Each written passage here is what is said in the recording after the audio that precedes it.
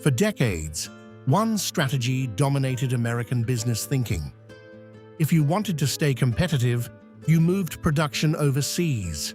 Lower labor costs, larger manufacturing hubs, global supply chains optimized for efficiency.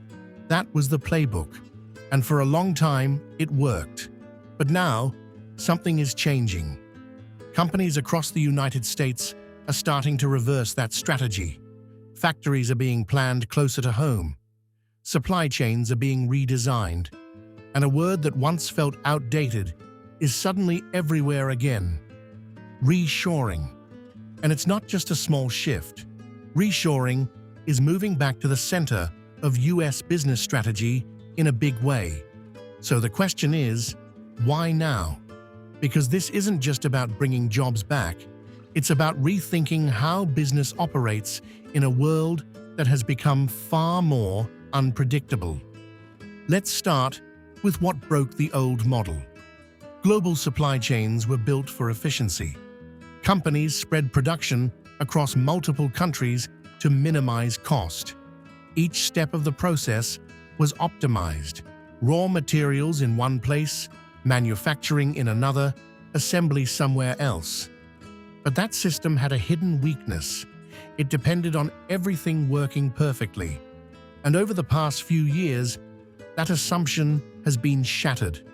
Disruptions hit from multiple directions: shipping delays, factory shutdowns, trade tensions, sudden shortages of critical components. And when those disruptions happened, companies realized something uncomfortable. They didn't have control. Products were delayed, costs increased, customers were affected, and there was very little companies could do in the short term to fix it. That was the wake-up call. Because suddenly efficiency wasn't enough, resilience became just as important. And that's where reshoring comes in. By bringing production closer to home, companies gain more control over their operations. They reduce dependence on distant suppliers, they shorten supply chains, and they can respond faster when something goes wrong. That shift from efficiency to resilience is one of the biggest reasons reshoring is happening right now. But that's only part of the story. There's also a geopolitical angle. The global economy is becoming more complex and in some cases more divided. Trade relationships are evolving. Tensions between major economies are influencing business decisions. And in that environment, relying too heavily on one region for critical production becomes risky. Companies are starting to think more strategically, not just about cost, but about stability, about security, about long-term reliability. And for many, that means bringing at least part of their operations back to the United States. Now here's where things get interesting. Reshoring doesn't look like it did decades ago. This isn't about recreating old-style factories with massive workforces. Modern manufacturing is different. Automation, robotics, and AI are transforming how production works. Highly advanced facilities can produce large volumes with fewer workers.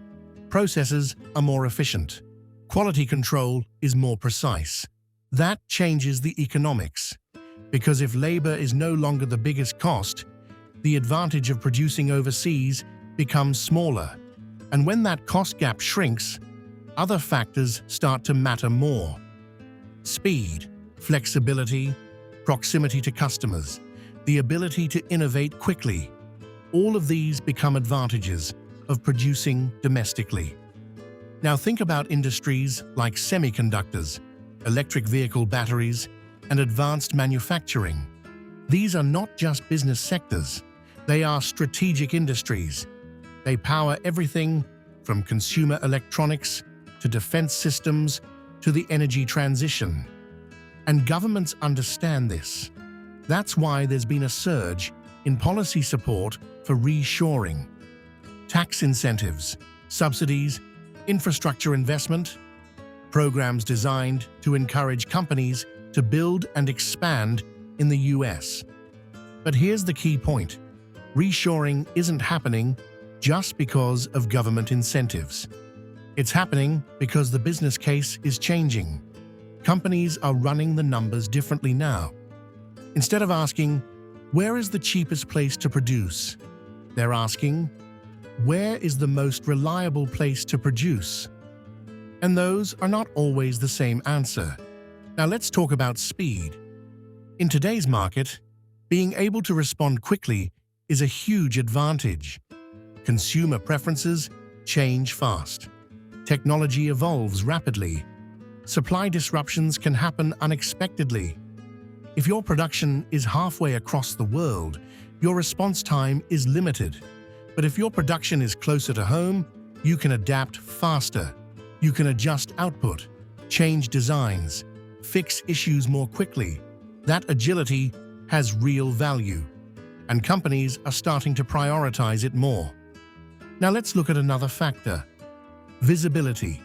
When your supply chain is complex and spread across multiple countries, it becomes harder to track what's happening at every stage. Delays can go unnoticed until they become major problems. Quality issues can take longer to identify. Communication becomes more difficult. Reshoring simplifies that. It brings operations closer, makes them easier to monitor, easier to manage, and that improves overall efficiency, even if costs are slightly higher. Now here's where the long-term impact becomes clear. Reshoring is not just about moving factories, it's about rebuilding ecosystems. When companies invest in domestic production, it attracts suppliers, logistics providers, and supporting industries. It creates clusters of activity. And those clusters drive innovation, because when companies, suppliers, and talent are located near each other, ideas move faster, collaboration improves, and new technologies develop more quickly. This is how strong industrial bases are built. And once they're established, they become very difficult to replicate elsewhere. Now, does this mean reshoring will replace global supply chains entirely? Globalization isn't disappearing. Companies will still operate internationally. They will still source materials and components from different regions. But the structure is changing. Instead of relying heavily on a single global chain, companies are building more diversified networks. Some production overseas, some closer to home, more flexibility, more balance. And that's the real shift. Now let's talk about jobs, because this is often misunderstood.